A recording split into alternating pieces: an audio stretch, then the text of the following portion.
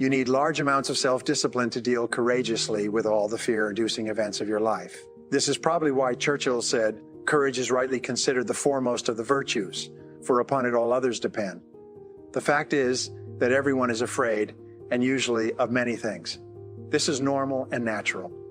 Often, fear is necessary to preserve life, prevent injury, and guard against financial mistakes. So if everyone is afraid, what is the difference between the brave person and the coward? The only difference is that the brave person disciplines himself to confront, deal with, and act in spite of the fear. In contrast, the coward allows himself to be dominated and controlled by the fear. Someone once said that with regard to warfare, although it applies to any situation, the difference between the hero and the coward is that the hero sticks in there 5 minutes longer. Fortunately, all fears are learned. No one is born with fears. Fears can therefore be unlearned by practicing self-discipline repeatedly with regard to fear until it goes away. The most common fears that we experience, which often sabotage all hopes for success, are the fears of failure, poverty, and loss of money. These fears cause people to avoid risk of any kind and to reject opportunity when it's presented to them. They're so afraid of failure that they're almost paralyzed when it comes to taking any chances at all. There are many other fears that interfere with our happiness. People fear the loss of love or the loss of their jobs and their financial security. People fear embarrassment, ridicule, rejection, and criticism of any kind. People fear the loss of respect or esteem of others. These and many other fears hold us back throughout life. Fear paralyzes action. The most common reaction in a fear situation is the attitude of "I can't." This is the fear of failure and loss that stops us from taking action. It is experienced physically, starting in the solar plexus. When a person is really afraid, their mouth and throat go dry, their heart starts pounding, and sometimes they breathe shallowly and their stomach turns. Often they feel like getting up and running to the bathroom. These are all physical manifestations of the inhibitive negative habit pattern which we all experience from time to time. Whatever a person is in the grip of fear, he feels like a deer caught in the headlights of a car. This fear paralyzes action. It often shuts down the brain and causes the individual to revert to the fight or flight reaction. Fear is a terrible emotion that undermines our happiness and can hold us back throughout our lives. On the opposite, Aristotle described courage as the golden mean between the extremes of cowardice and impetuousness. He taught that to develop a quality that you lack, act as if you already had that quality in every situation where it is called for. In modern terms, however, we say, fake it until you make it. You can actually change your behavior by affirming, visualizing, and acting as if you already have the quality you desire. By affirming, repeat the words "I can do it" emphatically whenever you feel afraid for any reason. You can cancel the feeling of "I can't." Every time you repeat the words "I can do it" with conviction, you override your fear and increase your confidence. By repeating this affirmation over and over again, you can eventually build your courage and confidence to the point where you are unafraid. Visualize yourself performing with confidence and poise in an area where you are fearful. Your visual image will eventually be accepted by your subconscious mind as instructions for your performance. Your self-image, the way you see yourself and think about yourself, is eventually altered by feeding your mind these positive mental pictures of yourself performing at your best. By using the act as if method, you walk, talk, and carry yourself exactly as you would if you were completely unafraid in a particular situation. You stand up straight, smile, move quickly and confidently, and in every respect act as if you already had the courage that you desire. The law of reversibility says that if you feel a certain way, you will act in a manner consistent with that feeling. But if you act in a manner consistent with that feeling, even if you don't feel it, the law of reversibility will create the feeling that is consistent with your action. This is one of the greatest breakthroughs in success psychology. You develop the courage you desire by disciplining yourself repeatedly to do the thing you fear until that fear eventually disappears. And it will blow away the fear. When I work with sales organizations, they often ask me how to help a salesperson break out of a sales slump, especially in a tough economy. I give them a simple formula that is guaranteed to work every single time. It is called the 100 call method. In practicing this method, I instruct the salesperson to go out and call on 100 prospects as fast as he can without caring at all whether or not he makes a sale. When the salesperson doesn't care if he makes a sale, his fear of rejection largely disappears. He stops caring if the prospect he is speaking to is interested or not interested. He has a single focus. It is to make 100 calls as fast as he possibly can. One sales organization I work with has a daily prize for the first salesperson who gets rejected 10 times. Each morning at 8:30 a.m., all the salespeople sit down at their desks and start making calls to try to win the prize. By the time the contest is over, usually by 10 a.m., everyone's fears of rejection have been blown out of their systems. They're ready to call on prospects all day long, not caring at all about the reactions they get. Learn to speak on your feet. In 1923, Toastmasters International was formed with the express purpose of taking people who were terrified of public speaking and helping them become confident and competent when speaking on their feet in front of an audience. According to the Book of Lists, 54% of adults rate the fear of public speaking ahead of the fear of death. But Toastmasters International had a solution. They created a system based on what psychologists call systematic desensitization. Once a week at a luncheon or dinner meeting, small groups of Toastmasters come together. Each person is required to stand up and give a short talk on a specific subject. In front of a group of their peers, at the end of each talk, this speaker receives applause, positive input, and comments from the other members. At the end of the evening, each person is given a grade on their talk, even if it was only for 30 or 60 seconds. After 6 months of attending Toastmasters meetings, the individual will have stood on their feet and spoken 26 times, receiving positive applause and feedback each time. Because of this continuous positive reinforcement, their confidence increases dramatically. As a result of this process, countless Toastmasters have gone on to become excellent public speakers and prominent individuals in their businesses, organizations, and communities. Their fears of public speaking are gone forever. Psychologists have found that certain fears are bundled together in the subconscious mind, like wires on the same circuit. If you can overcome your fears in one of these areas, you will also eliminate other fears on the same circuit. The fear of rejection or call reluctance seems to be bundled together with the fear of public speaking. When you discipline yourself to join Toastmasters or to take a Dale Carnegie course to learn to speak confidently on your feet, your fears of rejection largely disappear as well. Your level of self-confidence in all your interactions with others increases dramatically. Your whole life changes in a positive way. Your ability to confront, deal with, and act in spite of your fears is the key to happiness and success. One of the best exercises you can practice is to identify a person or situation in your life of which you are afraid and resolve to deal with that fear situation immediately. Do not allow it to make you unhappy for another minute. Resolve to confront the situation or person and put the fear behind you.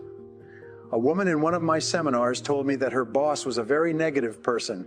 He was constantly criticizing and berating her about her work, even though she was one of the highest rated employees in the organization. He was making her life miserable. He was making her life miserable. She didn't want to give up her job, but she was afraid of confronting him. She asked me what she should do. I gave her this advice, which I subsequently gave to many other people. The only reason that one person bullies another is because they feel they can get away with it. The only way to deal with a bully is to confront him. Bullies are actually cowards at heart, and they will flee from a confrontation.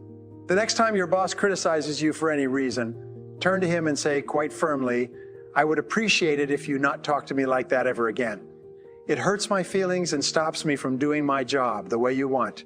I told her to look him straight in the eye after she had finished making this statement. Well, she had tremendous courage. Rather than putting up with this situation any longer, the next time her boss began to berate her, she squared off with him and said those words. She wrote to me and told me what had happened. Just as I had predicted, he stopped dead in his tracks.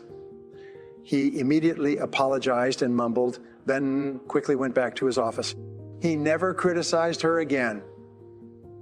She told me that she could have ended his bad treatment of her many months before if she had only had the courage to confront him directly the first time it happened. As Eleanor Roosevelt said, no one can make you feel inferior without your consent. When you identify a fear and discipline yourself to move toward it, it grows smaller and more manageable. What's more, as your fears grow smaller, your confidence grows larger. Soon, your fears lose their control over you. In contrast, when you back away from a fear-inducing situation or person, your fear grows larger and larger. Soon, it dominates your thinking and feeling, preoccupies you during the day, and often keeps you awake at night. In leadership, the most common quality is that of vision. Leaders have a clear vision of where they want to take their organizations. Leaders also have a clear vision of where they want to be sometime in the future in their personal lives. The second most common quality of leaders is that of courage. Leaders have the courage to do whatever is necessary to fulfill their vision. They lead from the front and dare to go forward. There are two types of courage that you need. First, you need the courage to launch, to take action, to take a leap of faith. You need the courage to go all in without any guarantee of success and with a high possibility of failure, at least in the short term. The major feeling that holds most people back is that, in spite of all their best intentions, they don't have the courage to take the first step. The second type of courage that you need is called courageous patience. This is the ability to hang in there and continue working and fighting after you've gone all in and before you have yet seen any results or rewards. Many people can muster up the courage to take action toward a new goal, but when they see no immediate result, they immediately lose heart and pull back to safety and security. They don't have staying power. The only way to deal with a fear is to address it head on. Remind yourself that denial is not a river in Egypt. The natural tendency of many people is to deny that they have a problem caused by a fear of some kind. They're afraid of confronting it. In turn, it becomes a major source of stress, unhappiness, and psychosomatic illness. Deal with the situation or person directly, as Shakespeare said, take arms against the sea of troubles. And in so doing, end them. Whenever you're worried about something, fill out a disaster report on the situation. This will destroy your fear and worry almost instantly. This is often called the worry buster. The disaster report has 4 parts. First, define the worry situation clearly. What exactly are you worried about?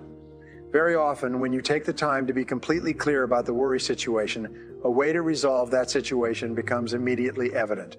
Second, identify the worst possible thing that could happen if this worry situation were to take place. Would you lose your job? Would you lose your relationship? Would you lose your money? What's the worst thing that could possibly happen? Be clear about this. In many cases, you will see that should the worst occur, it would not ruin you. It might be inconvenient or uncomfortable, but you would eventually recover. You will find that it's probably not worth all the worry that you are devoting to it. The third step in the disaster report is to resolve to accept the worst possible outcome should it occur. Say to yourself, well, yeah, if that happens, it won't kill me. I'll find a way to get along.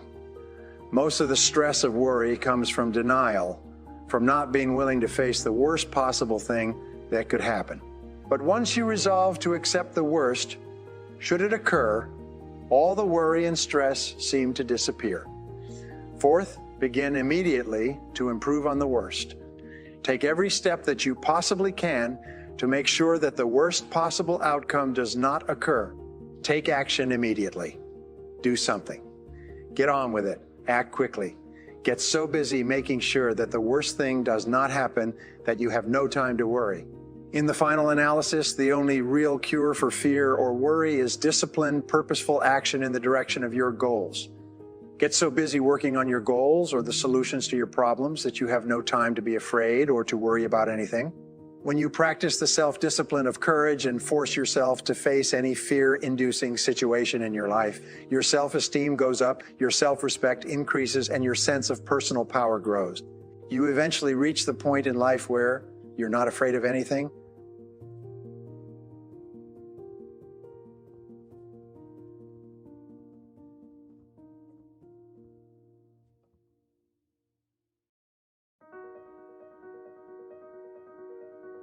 Here's the definition of success and failure. Just make this note. Here's failure, a few errors in judgment repeated every day. Now, you can automatically assume, Mr. Owen, I say, I can understand that. A few errors in judgment repeated every day for 6 years. I'm with my father. I think I told the story the last time I was here. My father, 88 years old, he's never been ill, still hasn't retired. Not long ago, midnight, we're getting ready to go to bed. We've drilled a new well, got some extra water, got some more acres going. He's all excited at midnight. We're getting ready to go to bed. My father's eating what he calls his midnight snack, a little bite to eat before you go to bed. Don't have to go to bed hungry. And I'm watching him eat this midnight snack. Guess what he had?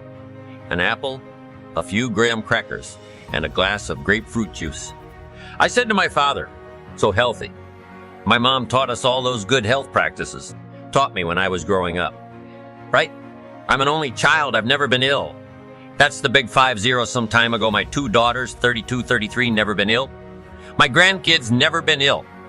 I'm telling you, the legacy lingers on. As I watched my father have this midnight snack, suddenly it occurred to me, I know that's part of it. An apple a day.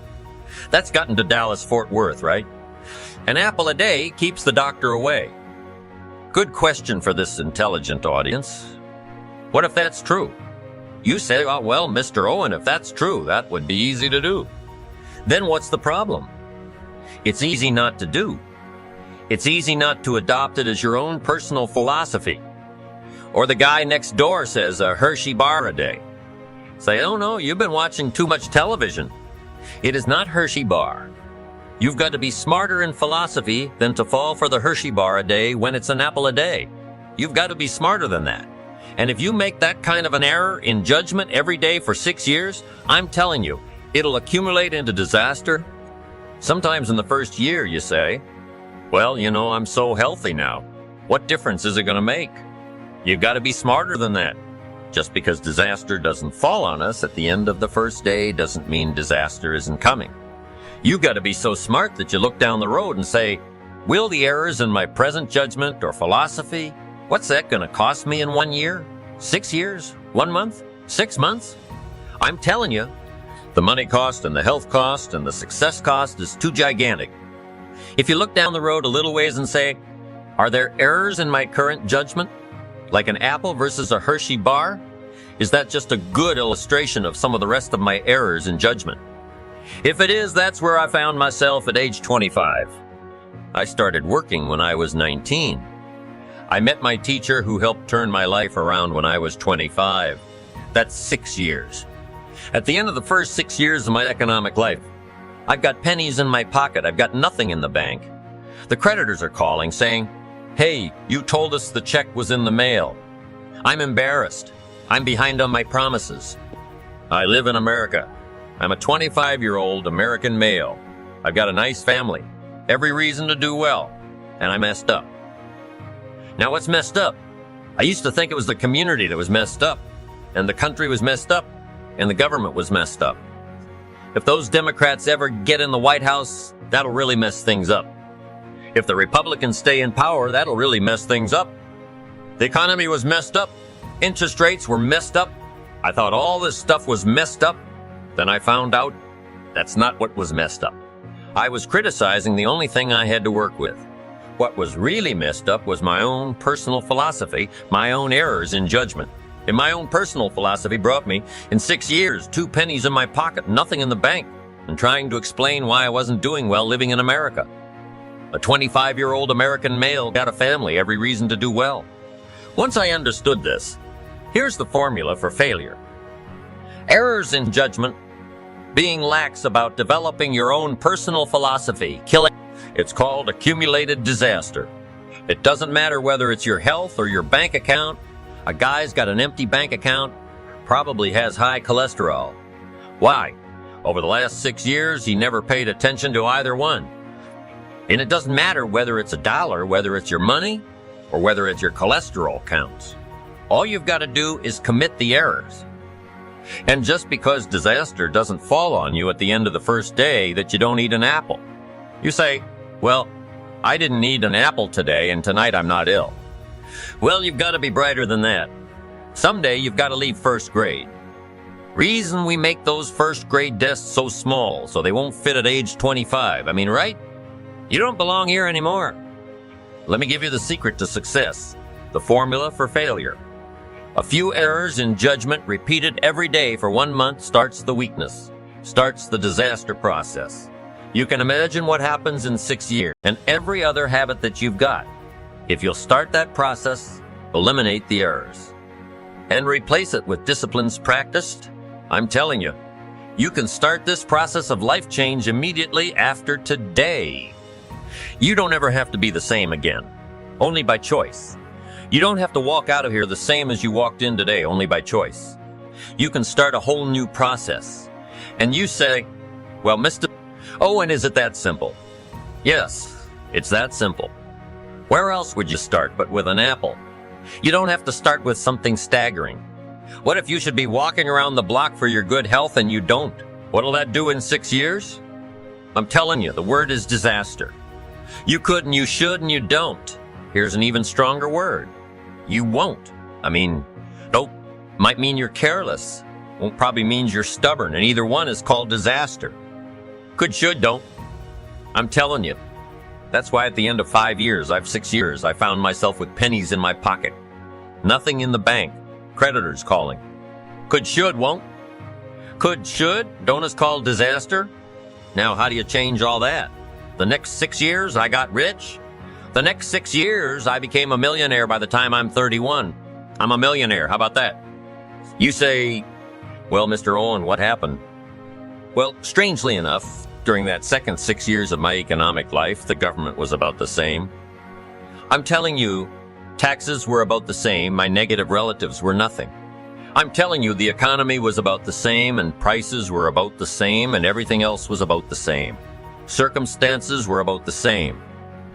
Then how come I got rich? How come I totally changed my life? I was not the same. Somebody says, well, what did you go to work on to do all that? I started with my philosophy. I started amending my errors by doing some better thinking, changing my mind, and coming up with ideas that I didn't have before I met my teacher. And once that whole process started for me, I'm telling you, I changed my whole life within a 6-year period. I was never the same, and I've kept up that process all these years. One of the reasons why I'm here is to continue my craft. I don't want the day to come someday, somebody says, you should have heard Jim Rohn 10 years ago when he was really terrific. I want people to say, I heard him 10 years ago, but you should hear him now. I'm telling you, the man works on his craft. I'm telling you, the man's done some extra reading. I'm telling you, the man doesn't miss a trick. I'm telling you, he's worked hard on himself. That's why he's able to deliver like he does. The same thing can happen for you as a teenager. It can happen to you as a mother, as a father, as a business person, as a salesperson. Running a business doesn't matter, management, wherever you find yourself.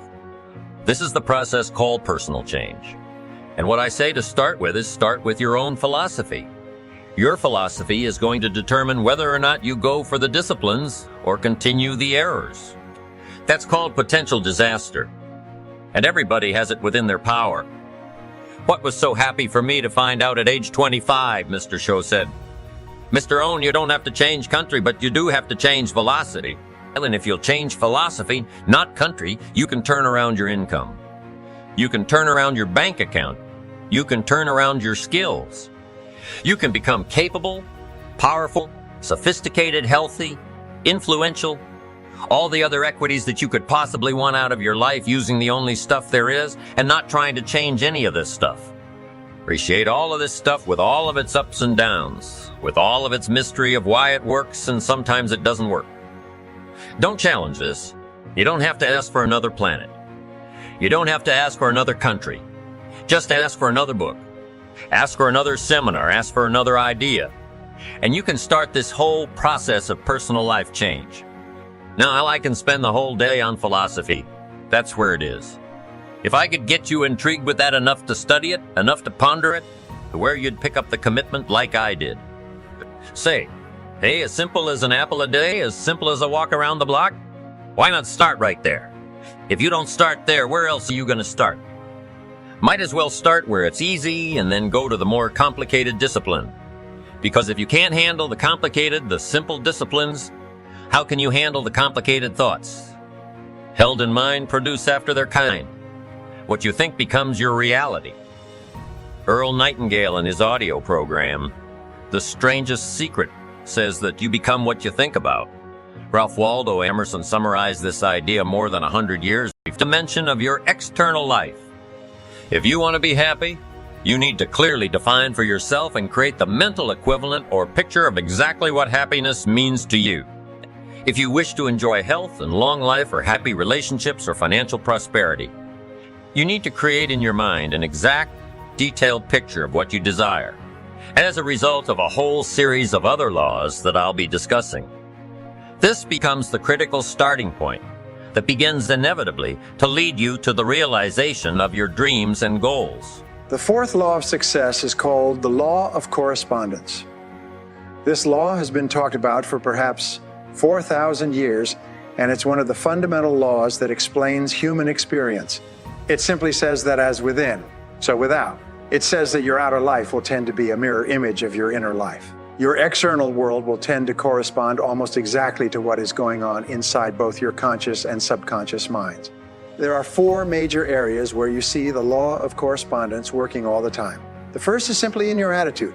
Whatever your attitude is, often before you even say anything, people will reflect it back to you in the way they talk to you, in the way they talk to you and treat you. As within, so without. The second area where the law of correspondence is evident is in your relationships. Your relationships will almost perfectly mirror your attitude and your personality. If you're a good and happy person, you'll have good and happy relationships. As you become a more patient and tolerant and loving person, your relationships will reflect this almost immediately, very much as a mirror will do. The third area of correspondence that you see is in your health. Much of your health can be directly traced to specific attitudes that cause you to suffer from minor and major illnesses. The extensive work that's been done in the area of holistic medicine seems to suggest that there are corresponding attitudes of mind for most illnesses that you or I suffer from, the common cold and flu, all the way up to the most serious illnesses that are often life-threatening. Whenever you're anxious or upset or unhappy for any reason, for any period of time, your body will begin to reflect those feelings. The entire basis of psychosomatic medicine is the conclusion that your mind, psycho, makes your body, soma, sick. What your mind harbors, your body eventually expresses.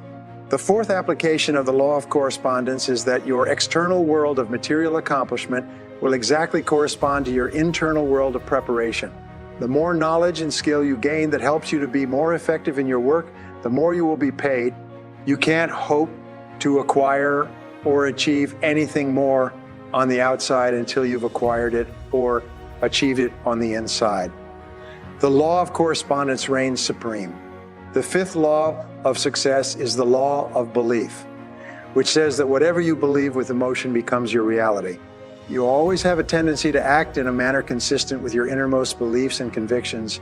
Your beliefs, in fact, act like a filter or a screen that edits out incoming information and only allows into your conscious awareness the things that you've already decided are true about yourself and the world. William James of Harvard said, "Belief creates the actual fact." In the Bible, it says, "Whatever a man thinketh in his heart, so is he." For example, if you absolutely believe that you are meant to be a great success in life and that no matter what happens, nothing can stop you from achieving the greatness that is yours, you'll act in a manner consistent with that belief, and you'll eventually make it come true. If you doubt your ability to be successful for any reason, this negative belief will be demonstrated in your tendency to hold yourself back. The most important part of the law of belief is the necessity for you to question your own self-limiting beliefs. These are the beliefs that act like the brakes on your potential. These are the nagging doubts and fears that people have about themselves and their abilities that cause them to sell themselves short. When you have self-limiting beliefs, you have a tendency to settle for far less than you may be capable of. Self-limiting beliefs revolve around your ability to lose weight or quit smoking or earn a certain amount of money or be attractive to members of the opposite sex or develop new abilities that are more conducive to your success and happiness. One of the most important steps you can take toward achieving great success is for you to question these self-limiting beliefs. You might even ask others who know you well, What self-limiting beliefs they seem to think that you have that may be holding you back. Remember, self-limiting beliefs are often used as excuses. A good way to test your self-limiting beliefs is to ask yourself whether anyone else with the limitations you perceive you have has nonetheless gone on to achieve success. You can also look at your own actions to decide what it is that you truly value. Remember, it's not what you say or hope or wish or intend that is a true expression of your value. You only truly believe what you do. Your actions do speak far more loudly than your words. For example, if you truly believe in the values of persistence and dedication, it'll be evident in the things that you do every single day. If you truly believe in the values of honesty and integrity and self-discipline, you'll demonstrate these qualities in your every behavior. In fact, you can tell what a person values by looking at what they did in the past when the pressure was on. It's only when they're forced to make a choice that you know what it is you really value. For example, when you have to choose between family and work, or between money and work, or between money and honesty, your true values come out. The wonderful and important thing about your values is that you can develop them in yourself by disciplining yourself to act consistent with them, even if you haven't yet made them a fixed part of your character. I'll explain this later in the program. The seventh law of success is the law of motivation, which says that everything you do is triggered by inner desires and urges and instincts, many of which may be at an unconscious level, and your attitudes and behaviors will be determined by your dominant motivations, by what you really want and need in life, not by what you think you want. This is an extension of the law of values, and it's very important for you to understand. There's a simple formula called the ABC formula of human motivation and human action. The ABC stands for antecedents, behavior, and consequences. The antecedents are the things that happen before the behavior. The behaviors are the things you do. The consequences are what happens as a result of your behavior. We know that psychologically only about 15% of your motivation comes from the antecedents, from what you read or learn or are told to do or not do. However, about 85% of your motivation comes from your expectations, what you think will happen. It's your beliefs about the consequences, about the future, that cause you to behave in a certain way. The clearer you are about the consequences of your actions, and the more intensely you desire to enjoy the consequences that your behaviors may lead to, the more motivated you'll be. This is why it's so important to have absolute clarity with regard to your goals in each area of your life in order for you to be motivated to perform at your very best. An important point with regard to the ABC formula is that your behaviors are not guaranteed to achieve the consequences that you desire, but every behavior or action that you engage in will generate a consequence of some kind. One of the most important parts of understanding motivation and behavior is to realize that both actions and inactions have consequences. What you do as well as what you fail to do will have a consequence in your future, and sometimes the consequences can be dramatic and long-lasting. A good exercise in success is for you to write out a description of the type of person that you'd like to be and the kind of life that you'd like to be living. The most powerful faculty that you'd like to be living, the most powerful faculty that you have is your ability to think, your ability to understand. The more accurately you can think about who you are and what you want to accomplish and how to accomplish it, the more effective and successful you will be. The eighth law of success is the law of subconscious activity, and it has several applications. The first part of this law is that whatever thought or idea mixed with emotion you hold in your conscious mind will be accepted as a command by your subconscious mind, will be accepted as a command by your subconscious mind. This means that whatever thought, idea, or goal you can hold in your mind on a continuing basis, you can have because your subconscious mind will go to work to organize all of your thoughts and actions to bring it into your reality.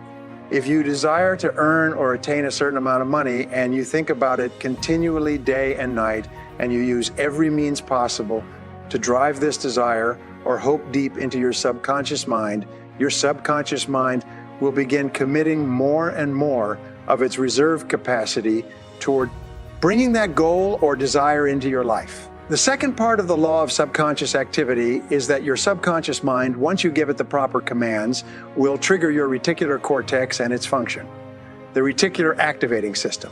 Your reticular cortex is a small finger. like part of your brain that alerts you to events and circumstances around you that are consistent with your dominant desires or concerns.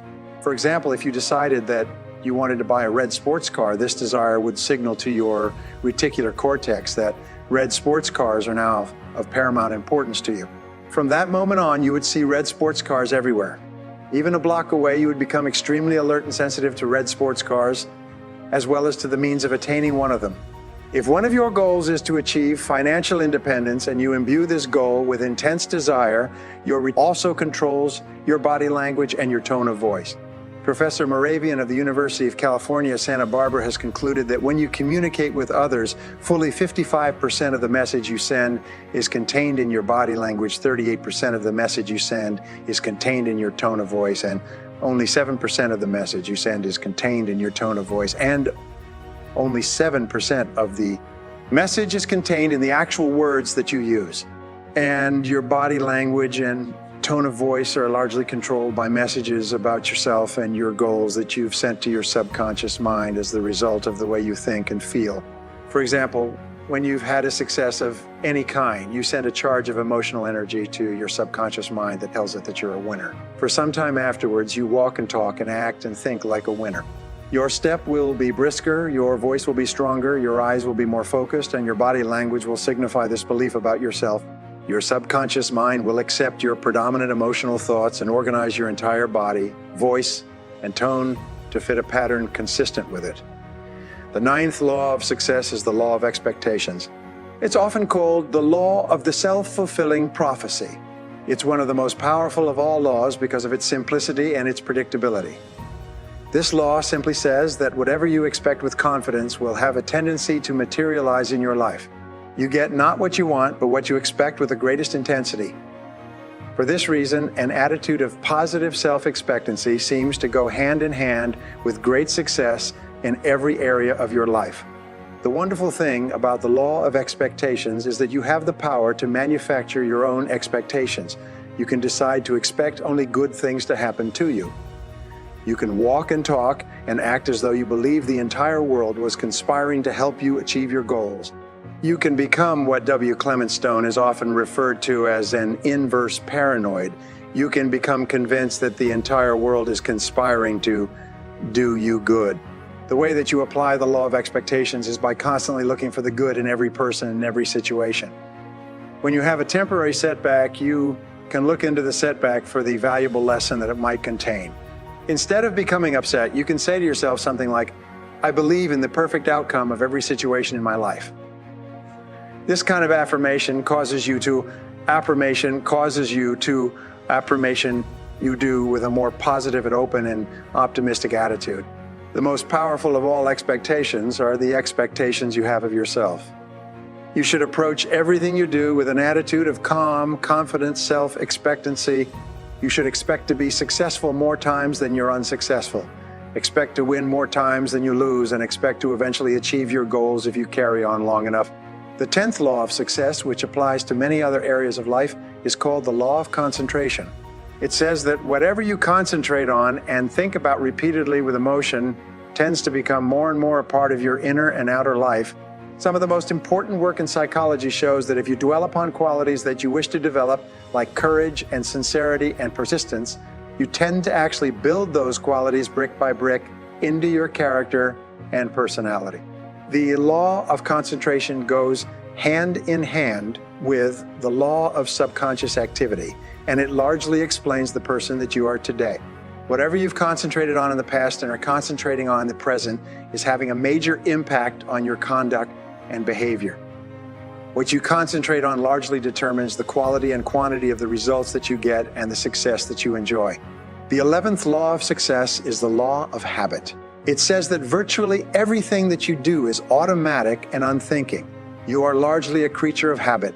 It says that from the time you get up in the morning to the time you go to bed at night, you have a tendency to follow the path of least resistance and to do the things that you've become accustomed to doing in the past. You eat the same foods for breakfast, you brush your teeth with the same toothpaste, you take the same route to work, you greet people with the same words, you go to lunch at the same time, you work in the same way. Now, there's nothing wrong with establishing habits that enable you to simplify your life. In fact, your life becomes successful to the degree to which many of the things you once needed to concentrate on, such as driving your car, have become automatic and unthinking. When you make certain things habitual so they no longer require thought, your mind then becomes free to concentrate on other things that can be more helpful to you in achieving the things that you really want. There are several parts of the law of habit, and the first of these is that good habits are hard to form but easy to live with. The second part is that bad habits are easy to form but hard to live with. It's one of the hardest of all things to change. Our bad habit probably leading you to failure. The way that you overcome bad habits is simply to override them by the development of new, more positive habits. For example, if you have a golf swing that's causing your ball to go into the rough, you can override that habitual swing by taking lessons and learning how to hit the ball differently.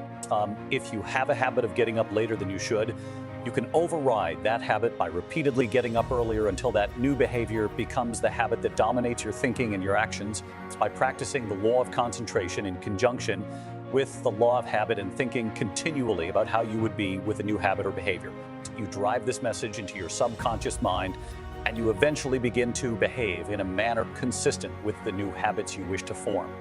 This brings us to the 12th law, one of the most important of all the laws of success, and that is the law of attraction. The law of attraction says that you are a living magnet and that you inevitably attract into your life the people, events, and circumstances that harmonize with your dominant thoughts. This is why we say that whatever you can hold in your mind on a continuing basis, you can have. It's whatever thought you hold clearly and mix with emotion. Begin setting up a force field of mental energy that begins drawing towards you the things that you need to achieve that goal. This law of attraction has been written about for hundreds, if not thousands of years. It's contained in the old folk sayings like attracts like, or like begets like, or you've perhaps heard birds of a feather flock together. My friend Mark Victor Hansen says that whatever you want wants you. These are all ways of saying that your mind is extremely powerful and that whatever you think, emotionalized, becomes a form of energy like a magnet that's attracting the events and circumstances you experience into your life. In music, the law of attraction is often referred to as the law of sympathetic resonance. It explains, for example, that if you have two pianos in a large room and you hit the key of C on one of the pianos and then walk across the room to the other piano, the C note or string on the second piano will be vibrating in perfect harmony or resonance with the SECS string on the first piano. One of the most common examples of this law is when you enter a room full of people and you almost invariably have a sympathetic resonance or attraction with someone else in the room. You'll have a tendency to gravitate toward a person with whom you are comfortable and compatible, and that person will have a tendency to gravitate towards you. It's very often two single people at a social gathering will have a level of sympathetic resonance that draws them toward each other and into conversation. It's by the same token, when you have a very clear goal or idea, you will tend to attract people to you and be attracted to people who have ideas and information and resources that can help you to realize that goal. Another illustration of the law of attraction is its opposite, which is the law of repulsion. When you begin to become a particular kind of person because of the way you change your thinking, you will find yourself attracted to people who are similar to you, and you will also find yourself repelling and being repelled by people who don't think the way you do. This law explains why positive people tend to associate with other positive people and why negative people tend to associate with other negative people and why neither group finds the other group of very much interest. You can begin to fill your life with the kind of people that you respect and admire by simply becoming the kind of person in your thoughts that will attract them to you. The 13th law of success is the law of choice, which says that you are always free to choose the content of your conscious mind, but in doing so, you are choosing every other part of your life. Your thoughts control your reality.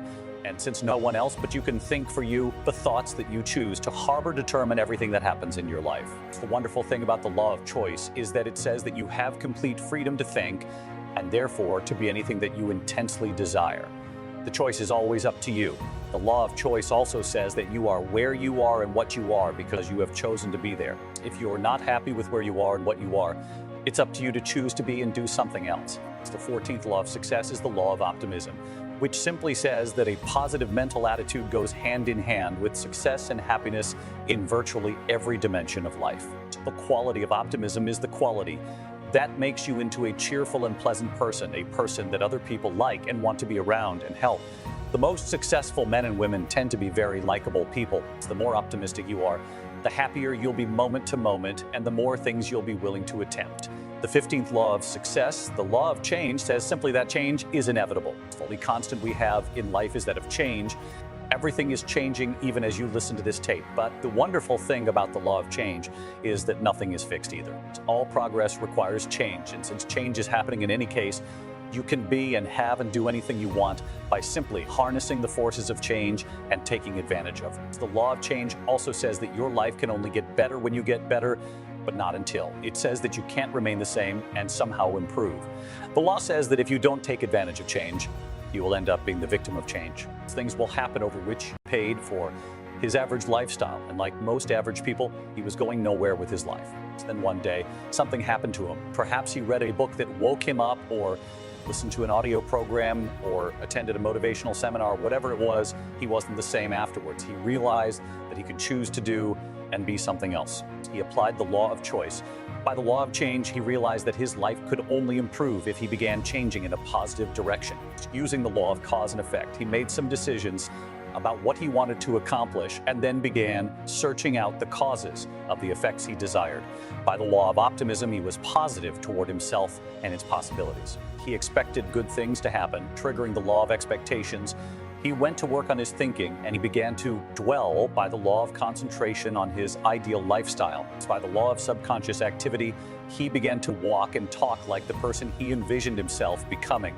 He also began noticing opportunities to advance himself that he hadn't seen before. As he changed his thinking, he triggered the law of mind and the law of mental equivalency, and he created a clear picture of his goals.